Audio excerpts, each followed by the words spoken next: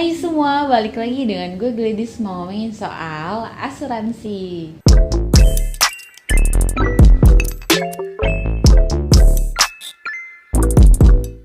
Kali ini gue akan bahas 10 tips memilih asuransi kesehatan. Dalam waktu singkat, semoga kamu ngerti ya. Sebelumnya, kalian pasti gagal fokus deh sama set yang ada di belakang gue. Well, ini bukan kamar gue, tapi gue lagi kebetulan staycation di Infinity 8 Bali, tepatnya di Jimbaran. Buat teman-teman yang pengen juga staycation di kamar yang gue tempatin ini, nanti gue taruh detailnya di description box ya.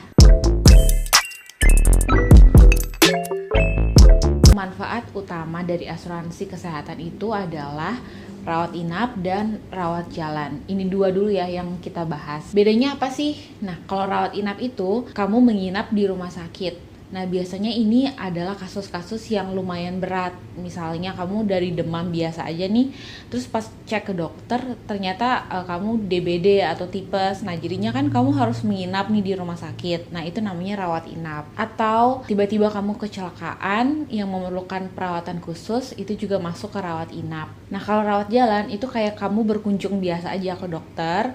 Nah, biasanya ini masih sakit yang ringan tadi ya, masih hanya keluhan demam aja. Terus nanti dokternya ngasih obat. Terus ada lagi nih yang namanya manfaat tambahan, itu seputaran gigi, kacamata, terus ada manfaat tambahan melahirkan. Nah, ini sesuai judulnya, ini kan manfaat tambahan, jadi nggak harus kamu punya, tapi biasanya ada beberapa polis asuransi yang sudah ada manfaat tambahan ini. Jadi kamu harus memang ngecek polis yang kamu beli apakah ada manfaat tambahan tersebut. Semakin lengkap polis asuransi yang kamu miliki, yang kamu pengen beli, udah pasti harganya juga jadi lebih pricey sedikit ya, wajar kan? Nah, balik lagi ke prioritas. Kalau saran dari aku sih, asuransi kesehatan tuh mendingan kamu pastiin yang benefit rawat inapnya tuh bener-bener oke, atau yang biaya operasi sedang, operasi besarnya tuh ditanggung semua. Nah, itu kan lebih better ya. Terus kamu nabung aja terpisah untuk perawatan gigi, kacamata, dan melahirkan. Direncanain tahun depan, oke deh gue mau pakai behel, atau gue mau cabut gigi geraham bagian belakang, atau tahun depan gue akan program hamil dan melahirkan. Itu mendingan nabung terpisah aja. Kenapa gue nyaranin mendingan rawat inap dulu nih yang dibagusin si asuransinya? Karena ketika kamu masuk rumah sakit, biaya rawat inap tuh pasti cenderung jauh lebih mahal. Ada yang 500.000 per malam, dan misalnya kamu harus ada di rumah sakit itu selama 5 hari atau 7 hari, kan lumayan ya.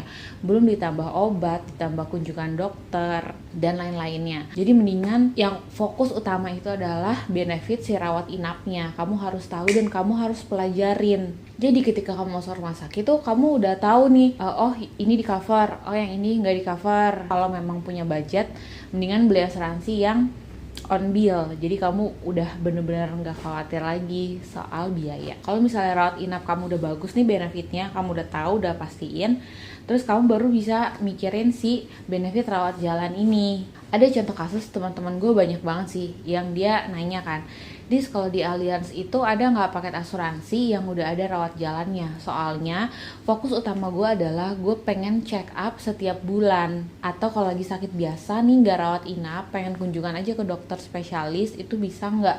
Nah, gue jawab Allianz tuh punya paket yang sudah ada benefit rawat jalannya oke juga gitu ya, tapi harganya pasti agak lebih mahal. Setahu gue sih sekitaran 1,5 something sampai 3 jutaan. Dan itu juga sesuai umur ya. Semakin lu muda pasti akan semakin murah premi bulanannya. Coba balik lagi ke prioritas gitu. Apakah kita lebih mentingin rawat jalannya apa rawat inap? Kalau saran gue pribadi, mendingan rawat inapnya tuh digedein. Kalau sakit tuh on bill. Nah, rawat jalannya ya lu pakai BPJS aja, atau kalau emang kantor lu support untuk dapat benefit tambahan asuransi kesehatan dari kantor, ya pakai itu aja untuk rawat jalannya. Tapi kalau memang kemampuan finansial kamu oke, ya udah ambil aja paket yang emang mahal biar lebih nggak khawatir aja. Oke, kita masuk ke tipsnya ya. Tips yang pertama, bandingkan premi bulanan sama tahunan. Biasanya lebih murah premi tahunan daripada bulanan. Tips yang kedua, sesuaikan dengan kondisi kesehatan kamu saat ini. Kalau saran gue sih, kamu bisa kok sekali-sekali datang ke klinik atau lab gitu untuk kamu medical check up. Tips yang ketiga, cari tahu kredibilitas perusahaan asuransi tersebut. Lihat ratingnya, lihat reviewnya atau ulasan-ulasannya. Kalau perlu, kamu cek laporan tahunannya. Apakah perusahaan asuransi itu lancar ngebayarin klaimnya nasabah-nasabahnya dia. Tips yang keempat, pahami sistem dari polis asuransi yang kamu beli. Cari tahu dan pelajari sistem klaimnya seperti apa. Terus kamu juga harus tahu ketentuan rawat inap tadi itu seperti apa. Misalnya apa yang nggak di cover, apa yang di cover, berapa jatah kamu per malam di rumah sakit. Tips yang kelima, beli asuransi ketika kamu masih sehat. Mungkin kata-kata ini udah agak sedikit basi ya. Kayaknya gue sering banget bilang beli asuransi saat masih sehat, saat masih muda gitu. Tapi memang bener-bener itu kenyataannya. Gini deh, misalnya kamu ada di posisi jadi perusahaan asuransi. Nah, perusahaan asuransi itu kan bisa membayarkan klaim nasabahnya atau misalnya nasabahnya sakit. Nah, perusahaan asuransi itu kasarnya tuh dia cuma pengen syarat bahwa kamu tuh sehat sebelum kamu beli asuransi. Setelah itu bisa kok gue bayarin sakit lo apa aja, berapapun biayanya bisa gue bayarin asal lu sehat sebelum beli asuransi. Masuk akal nggak? Karena perusahaan asuransi juga nggak mau dong rugi kamu beli asuransi tapi kamu tuh sebenarnya ada riwayat sakit ginjal misalnya. Jadi pas ketika kamu klaim, misalnya muncul kembali nih sakit ginjalnya, pas kamu klaim itu takutnya tuh nggak bisa ditanggung oleh asuransi karena mau nggak mau pasti akan ketahuan nih pre-existing condition kamu tuh seperti apa. Jadi penting banget beli asuransi saat masih sehat dan melakukan medical check up, dan terutama kamu harus jujur sama agen asuransinya kalau kamu memang mempunyai penyakit-penyakit yang udah kamu rasakan sebelum kamu beli asuransi. Tips yang keenam, beli asuransi saat masih muda. Kenapa? Karena kita masih produktif, kita masih sehat, cenderung imunitasnya masih kuat. Nah, semakin kita tua, otomatis daya tahan tubuh kita pasti berkurang dan kita cenderung mengalami penyakit-penyakit yang aneh kalau kita udah tua kan. Balik lagi ke syarat yang tadi, kalau asuransi itu mau nanggungin semua beban biaya rumah sakit kalau kamu masih sehat dan memang nggak ada riwayat penyakit tersebut sebelumnya. Tips yang ketujuh adalah beli asuransi yang cashless karena lebih praktis. Kayak tahun lalu saat suami gue dirawat di rumah sakit, gue hanya kasih aja kartu asuransi Allianz dan abis itu beres deh. Jadi rumah sakit yang ngatur administrasinya segala macam ke Allianz-nya gitu. Lebih praktis kalau pakai cashless. Dan biasanya benefitnya lebih bagus. Tips yang ke-8, kebijakan double claim.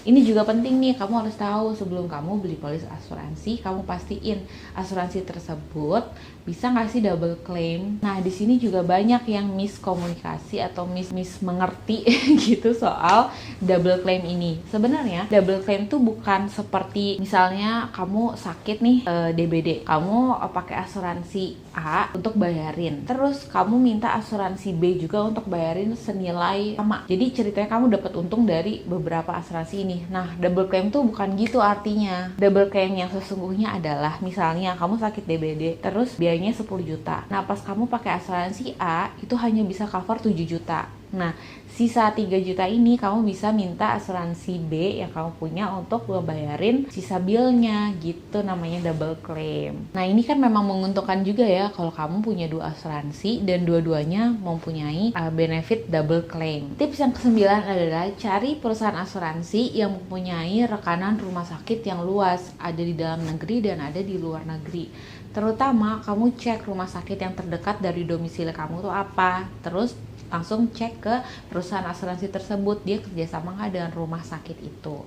Jadi kalau sewaktu-waktu kamu kenapa-kenapa, lebih deket kan dan lebih cepat penanganannya. Atau ketika kamu lagi berkunjung ke luar negeri, terus tiba-tiba sakit atau kecelakaan di sana, kamu tinggal cek perusahaan asuransi itu di mana rumah sakit yang kerjasama dengan dia. Jadi kan lebih memudahkan. Tips yang ke-10 adalah lakukan konsultasi dengan pakarnya. Bisa kok tanya-tanya ke agen-agen asuransi produknya seperti apa, benefitnya apa, plus minusnya apa. Jadi kamu semakin yakin untuk beli asuransi yang mana nih gitu. Karena asuransi kesehatan itu tuh project jangka panjang. Kamu beli asuransi tuh nggak hanya 1 tahun 2 tahun, tapi kan berpuluh-puluh tahun. Jadi kamu wajib banget untuk tahu dan teliti asuransi mana yang cocok dengan kamu. Kita pasti nggak pengen kalau kita beli asuransi selama 5 tahun nih, terus kamu baru tahu kalau asuransi yang lain tuh masih lebih bagus daripada asuransi yang kamu beli. Masa kamu pindah, sayang di waktu dan benefitnya jadi lebih berkurang.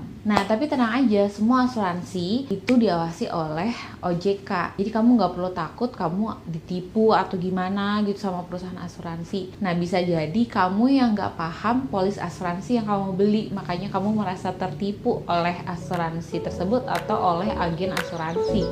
Oke, sekian dulu video hari ini. Terima kasih sudah nonton video ini sampai akhir ya. Sampai jumpa di video selanjutnya. Bye!